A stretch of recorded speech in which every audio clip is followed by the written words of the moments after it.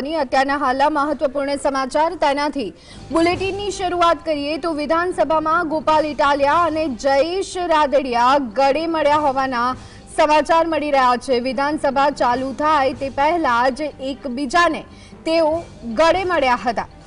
બંને વિધાનસભા પરિસરમાં હાથ મિલાવી અને વાત પણ કરી છે અને આ દ્રશ્યો બાદ અનેક ચર્ચાઓ ચાલુ થઈ ગઈ છે। આમ આદમી પાર્ટીમાં વિવાદ અને એની વચ્ચે ઇટાલિયાનું રાદડિયા સાથેનું મિલન, પ્રતાપ દુધાતની ભવિષ્યવાણીની વચ્ચે ગોપાલનું રાદડિયા સાથેનું આ મિલન ઘણા બધા સવાલો અને ઘણી બધી ચર્ચાઓને અહીંયા શરૂ કરી રહ્યું છે। વિધાનસભામાં ગોપાલ ઇટાલિયા અને જયેશ રાદડિયા ગળે મળ્યા છે।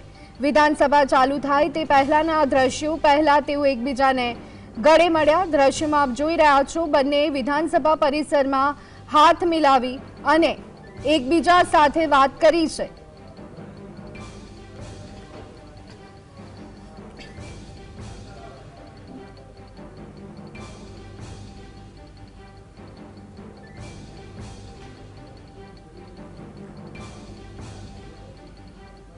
રાજુભાઈ કરપડાના હાલ થયા છે।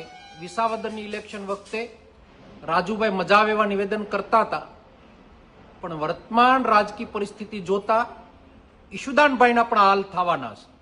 ટૂંક સમયમાં હવે પછીનો ભોગ ઈશુદાનભાઈનો લેવાનો છે અને ગોપાલભાઈ ઇટાલિયા આમ આદમી પાર્ટી મુક્ત કરી અને પોતે પણ ઝાડુ મારીને ભારતીય જનતા પાર્ટીમાં જવાના છે। જનતાને સમજવાની જરૂરિયાત છે।